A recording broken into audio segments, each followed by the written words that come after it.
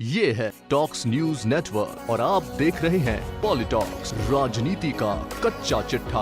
राजस्थान के कोटा सांसद ओम बिड़ला को 17वीं लोकसभा का अध्यक्ष चुना गया है। लोकसभा अध्यक्ष के लिए बिड़ला का नाम चुनकर मोदी शाह की जोड़ी ने राजनीतिक विशेषज्ञों को फिर से एक बार चौंकाया है। बिड़ला कोटा लोकसभा सीट से दूसरी बार सांसद निर्वाचित होकर आए हैं। इससे पूर्व वो 3 बार बीजेपी के टिकट पर कोटा दक्षिण विधानसभा क्षेत्र से विधायक चुने जा चुके हैं। ओम बिड़ला ने एक साधारण कार्यकर्ता से लोकसभा अध्यक्ष का सफर कैसे पूरा किया, आइए जानते हैं हमारी इस खास रिपोर्ट में। 1962 में कोटा के श्री कृष्ण बिड़ला और शकुंतला देवी के घर ओम बिड़ला का जन्म हुआ।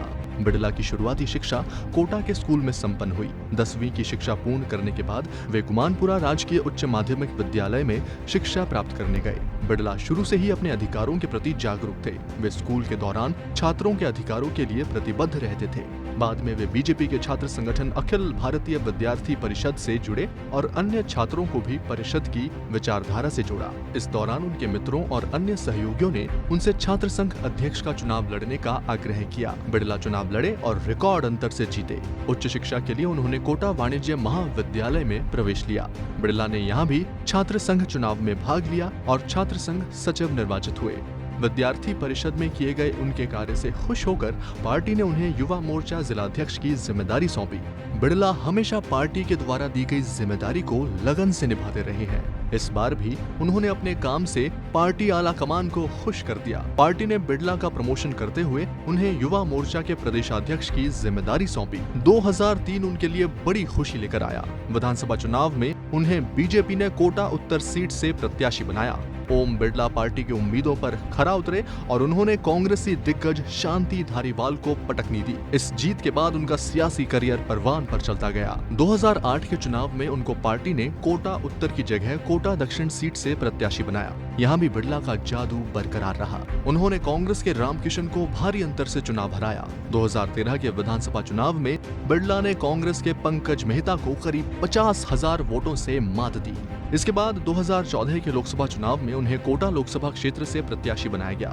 मोदी लहर पर सवार होकर दिल्ली पहुंचे बिड़ला ने तत्कालीन सांसद और दिग्गज कांग्रेसी नेता इज्जराज सिंह को मात दी। राजस्थान की सभी 25 सीटें बीजेपी के खाते में गई। 2019 के चुनाव में उनके प्रतिद्वंदी इज्जराज सिंह अब बीजेपी में आ चुके थे। वसुंधरा राजे इस बार कोटा लोकसभा क्षेत्र से बिड़ला की जगह इज्जराज सिंह को टिकट देना चाहती थी। बीजेपी के स्थानीय नेता भवानी सिंह राजावत और प्रहलाद गुंजल भी बिड़ला को टिकट देने का विरोध कर रहे थे, लेकिन वसुंधरा और बीजेपी नेता चाहकर भी बिड़ला का टिकट नहीं काट पाए। इसी बीच बिड़ला अमित शाह से सीधे संबंधों के दम पर दिल्ली से टिकट निकाल लाए। यहाँ उन्होंने कांग्रेस दिग्गज राम नारायण मीणा को करीब 2.80 लाख के भारी अंतर से बड़ी शिकस्त दी। अब ओम बिड़ला को बीजेपी की तरफ से 17वीं लोकसभा अध्यक्ष का उम्मीदवार बनाया गया है। हालांकि बिड़ला की जीत निश्चित है क्योंकि लोकसभा में बीजेपी के पास बहुमत है। ऐसे में उन्हें स्पीकर बनने में कोई परेशानी नहीं होने वाली है। पॉलिटॉक्स के लिए शुभम शर्मा की रिपोर्ट। ये है टॉक्स न्यूज नेटवर्क और आप देख रहे हैं पॉलिटॉक्स, राजनीति का कच्चा चिट्ठा।